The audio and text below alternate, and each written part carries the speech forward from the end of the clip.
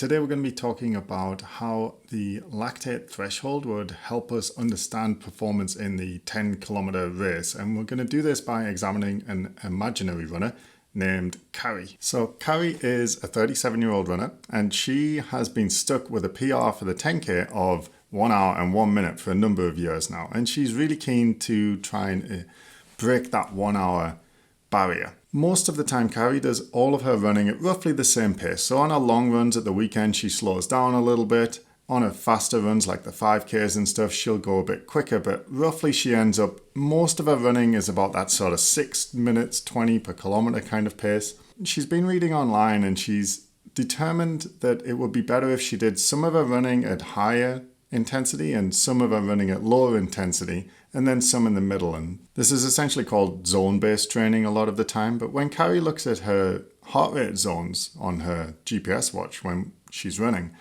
she finds that they don't really help her very much. When she tries to slow down and get into zone 2, which is more of the aerobic type zone, she finds that she's having to walk. But she's been doing a little bit more reading, and she has determined that perhaps her heart rate doesn't sit within the sort of average heart rate for most people, and meaning that the zones that are in her GPS watch, which are usually based on a generic formula of 220 minus your age, and then using that number to estimate the max heart rate, and then using percentages of that max heart rate to estimate your training zones, which works well for the majority of runners. However, if your heart rate doesn't sort of fall within that sort of typical average, then you're going to find that it doesn't really help you very much. You're going to find that your zones aren't calibrated well. So what Carri has resolved to do is try and estimate her lactate threshold heart rate and her lactate threshold pace. And when she does that, she'll be able to calculate her training zones more accurately. One way Carri could do this would be to go to an exercise physiology lab and have her lactate threshold determined using a lactate threshold test. However, for most runners, that is an expensive option and sometimes not even available locally. So a lot of people use something called a field test, which is a way that you can estimate roughly what your lactate threshold pace and heart rate are when you're running, and use that information to then calibrate your training zones. Now, before she gets started with a field test, Carri wants to know how close she is to her PR. She rests for a week and then she does a 10K time trial to see what she can do. So Carri sets off and she's hitting about a 6 minutes 30 per kilometer pace. And at that pace, essentially, if we zoom into her muscles, we know that the neuromuscular junction is going to be sending impulses into the muscle fibers and saying contract, contract, contract. And then the muscle cell is going to be trying to keep up with the demands of the nervous system, asking for these speed and strength of contractions. Now, the muscle cell needs energy to do that. And as we talked about in our last episode on energy systems, it has 3 systems through which it can supply the ATP, which is the energy that she will need to generate those contractions. Now, at this pace of 6 minutes 30 per kilometer, Carri will be getting about 97% of her ATP through the oxidative system. The oxidative system is where the mitochondria use oxygen and are able to take one glucose molecule and generate 34 molecules of ATP. The trouble with that system is it's quite slow and it needs oxygen. Now, that would be fine if Carri was running slower, but Carri's running faster, so she needs to get some of her energy from something called the glycolytic system, which is an anaerobic system, meaning it doesn't use oxygen. But what it means is for each molecule of glucose, she's only getting 2 molecules of ATP to use as energy. Now, at the minute, the glycolytic system, that anaerobic system, is only being used to generate about 3% of Carri's energy demands. What happens with the glycolytic system, as we talked about in the last episode, is it will generate some ATP and it doesn't need oxygen, but it will produce lactate as a byproduct. At this pace, what happens with that small amount of lactate being generated by that 3% contribution from the glycolytic system is the lactate is just shuttled off to the liver, it's turned back into glucose, and then it's shuttled back to the muscles where it can be used for further energy production. This is something known as the Carri cycle.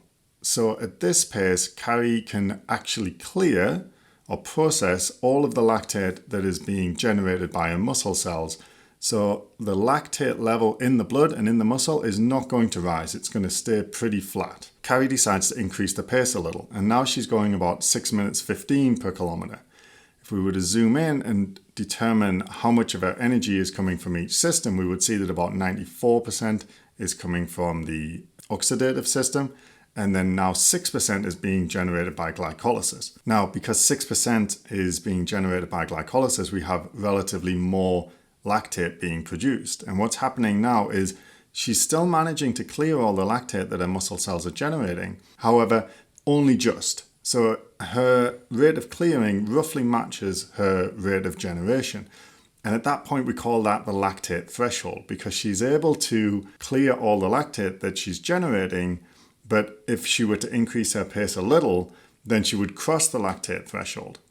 And that's what she does. She increases her pace a little bit to about 6 minutes per kilometer. And now she's having to get 12% of her energy from that glycolytic system. That's going to produce more lactate. And at this point, it's going to produce more lactate than she can actually clear per minute. Because of that, the lactate is going to start to accumulate in the blood. And if you were to measure her blood lactate level, it would start to rise. Once you cross that lactate threshold where your rate of clearing is lower than your rate of generation, and the lactate starts to accumulate, essentially the clock is ticking. Estimates vary, but for a fit runner like Carri, someone who's been running for a long time, she's going to be able to sustain lactate threshold pace for about 1 hour. Once she goes a little bit above that, she's going to be able to sustain that pace for a little bit less than an hour. So essentially, you can think of lactate threshold pace as being your 1 hour pace. Now, the question is, why is the clock ticking once we cross the lactate threshold? It used to be thought that it was lactic acid buildup leading to something called muscle acidosis.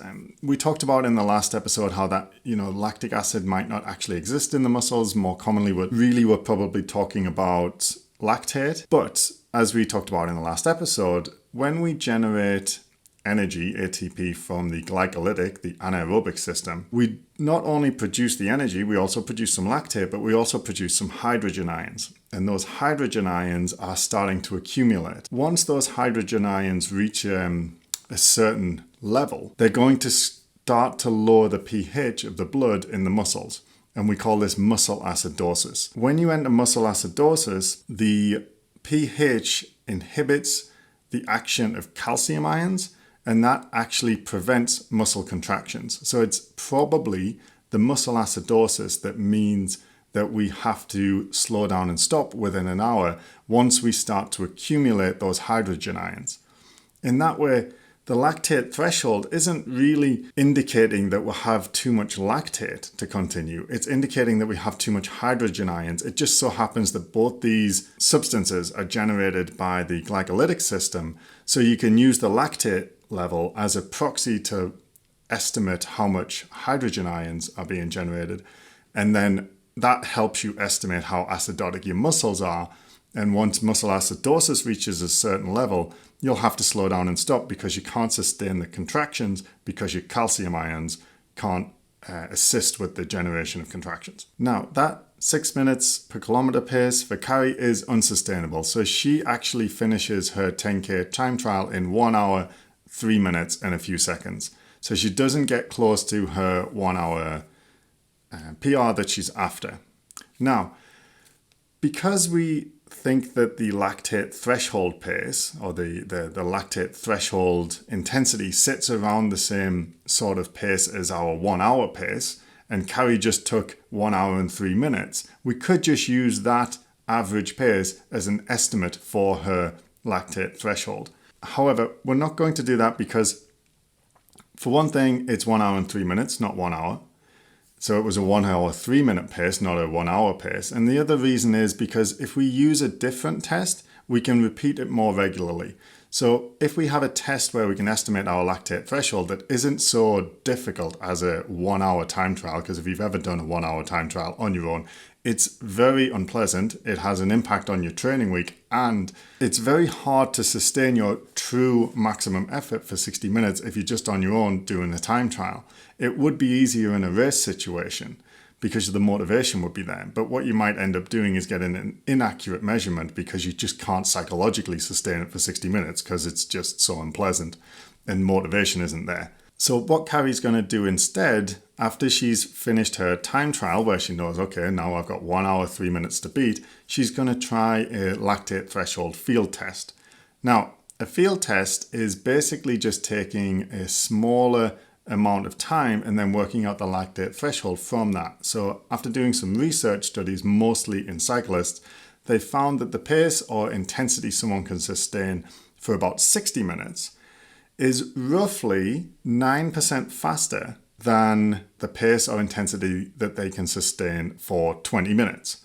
Now, a 20-minute time trial is a lot more doable. So what Carri's going to do is a 20-minute time trial. And then she's going to take her average heart rate and her average pace and use those values to work out what her 60-minute estimate would be for heart rate and pace. And that's going to form her lactate threshold heart rate and pace. And she's going to use that to get her training zones. The way to approach a 20-minute field test is just to do a 10-minute warm-up at a slow jog at which you can easily talk, right? You don't want to be going very quick at all. Once you've warmed up, you're going to start your GPS watch and set off for 20 minutes, go as fast as you can. You want to pick a relatively level surface. You could use a treadmill if you wanted to. That 20 minutes, you want to try and keep a relatively equal pace. So don't start out really slow and then be fading by the last 5 minutes. However, the more of these tests you do over the course of a few years, the more accurate you'll get. Carri finishes her 20-minute time trial and she stops her GPS watch and she sees that she's ran 3.44 kilometers with an average pace of 5 minutes 48 minutes per kilometer. And during that time, her average heart rate was 170 beats per minute. Now, Carri can take those values and take her average heart rate for that 20-minute test, make it 9% lower, and that would be her lactate threshold heart rate. And she can take her pace and make it 9% slower, and that would be her lactate threshold pace. Once she has her lactate threshold heart rate and pace, you can take those values and use them with any training system which requires you to know your lactate threshold heart rate or your lactate threshold pace. So things like Training Peaks, the Matt Fitzgerald's system, and other systems that use that lactate threshold heart rate and pace to help you determine your training zones. However, in the show notes for this episode, I have put a link to my zone calculator, which essentially you would enter the results from your test. So Carri puts in 170 and 5:48 minutes per kilometer. And then the spreadsheet will tell you what your lactate threshold heart rate is and what your lactate threshold pace is and what your 5 training zones are based on those numbers. And that's exactly what Carri does in order to determine her training zones. Now that Carri knows her lactate threshold, heart rate and pace, and she knows her training zones that are accurate based on an estimate for her lactate threshold, she can use that information to better organize her training plan. Now, as we talked about before, Carri tends to run most of her runs at pretty much the same pace, and that's what she's trying to address. A typical week for Carri might be on Monday, she rests, Tuesday, 5-kilometer run, Wednesday, 5-kilometer run, Thursday, 8-kilometer run, a rest on Friday, Saturday, 5-kilometer run, and Sunday, a 10 to 14-kilometer run. Most of those runs she's going to do at about roughly 6:20, give or take, a bit slower on the longer runs, a bit faster on the shorter runs. Now, there are many ways that Carri could improve her training. However, when you take someone who's just running all of their training runs at the same pace and has been for a very long time, pretty much any change in their training or any small step in the right direction is going to have a pretty dramatic effect on improving performance. And that's just basically diminishing returns. So when you don't have a very high level of training, a small improvement will yield large results. Conversely, if you take like an Olympic athlete who runs the 10K better than anyone, they're going to have a team of professionals who've helped to optimize every aspect of their training and lifestyle in order to try and improve their performance. If they are going to make any improvements, even a very small improvement would take a fairly mammoth change in their training and a fairly large improvement. Whereas with Carri, because her training isn't that good, even a small improvement in her training will yield fairly large results. So all Carri is going to do, she's going to keep her mileage the same, but she's just going to vary the intensity a little bit. So Monday is still going to be a rest day. On Tuesday, instead of doing that 5 kilometers at just whatever pace she feels like, she's going to go for a zone 3 pace. So she's going to take the training zones for pace. She's going to look at the top and bottom of zone 3, and she's going to run within that pace. On Wednesday, she's going to do 5 kilometers at zone 1 heart rate. So she's going to use the heart rate zone 1, set her watch so she can see her heart rate and stay within that zone for the 5 kilometers, which is going to be a lot slower. Thursday, she's going to do 8 kilometers at zone 2 heart rate. Friday, she's going to rest. Saturday, she's going to do a 5 kilometer interval run. She's going to do 8 times 30 seconds at a zone 5 pace with 2 minutes recovery in between each interval. And then on Sunday, she's still going to do the 10 to 14 kilometer runs, but she's going to target a zone 2 heart rate. Using heart rate zones 1 and 2 for the majority of her runs is going to significantly slow Carri down. Her Sunday long run is usually about 6:20 to 6:40 minutes kilometer pace, but now she has to reduce it in order to keep a heart rate in that zone 2 bracket.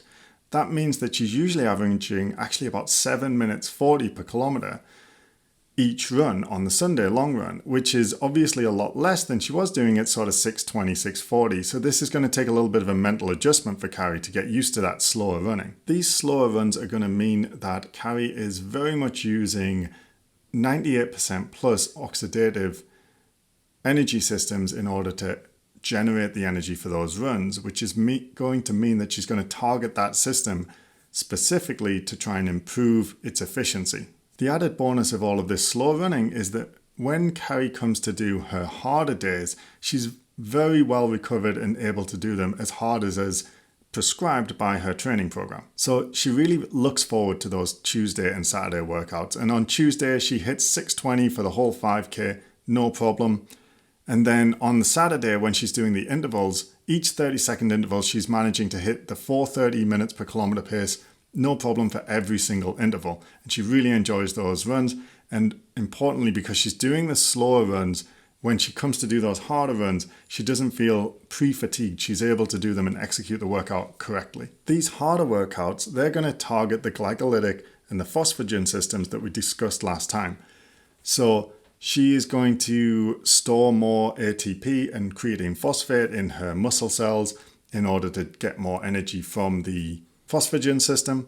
She's also going to improve her capillary network density so that she can shut lactate off to the liver where it can be cleared and returned as glucose, and that can be improve the efficiency of that glycolytic system. What's happened here is Carri has made her easy runs really easy and her hard runs really hard, and then she's got a 5K threshold run in the middle, so she's targeting all aspects of the intensity spectrum.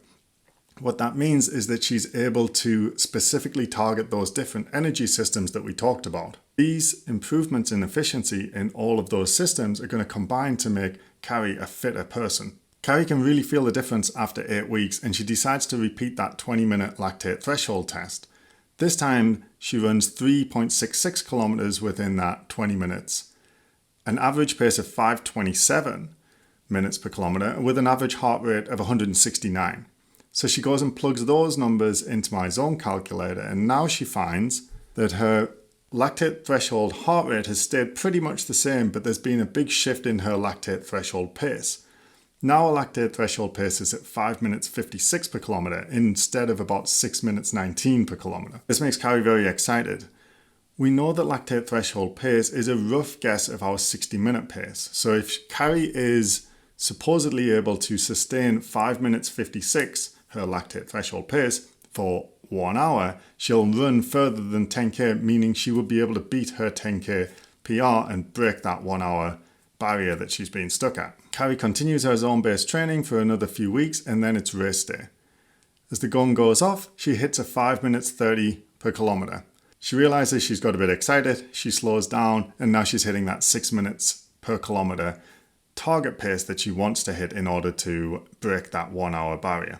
50 minutes into the race, she's covered 8.3 kilometers with an average pace of 6 minutes per kilometer, so she's right on track. She's really struggling at this point, she's sucking in air really hard and muscles are burning, but she doesn't feel like she needs to slow down at this pace.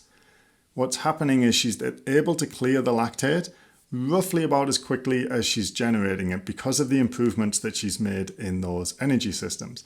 That tells us that the hydrogen ions are not going to be building up in her muscles the same way they were, or at the same rate they were, for a given pace. She knows she's getting near the end. At 9 kilometers, she increases her pace to 5 minutes 30 per kilometer.